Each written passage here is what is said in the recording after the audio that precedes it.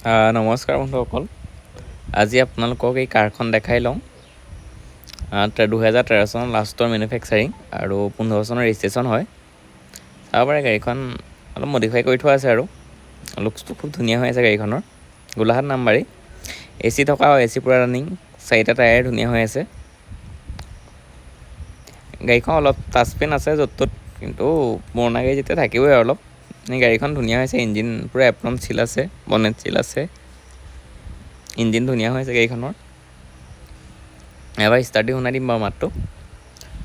যদি কোনোবাই ল'ব বিচাৰে স্কেন নাম্বাৰটো আহিব, কণ্টেক্ট কৰিব।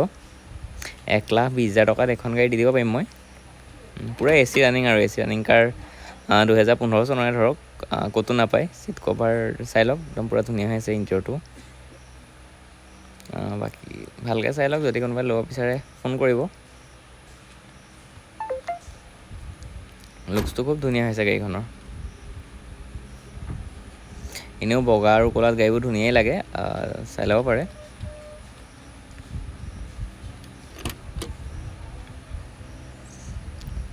ভিতৰটো ভালেই হৈ আছে। স্কেন নাম্বাৰটো আহি থাকিব, যদি ল'ব বিচাৰে কণ্টেক্ট কৰিব। ষ্টাৰ্টটো কৰি দেখাই দিছোঁ বাৰু এবাৰ, চাই ল'ব।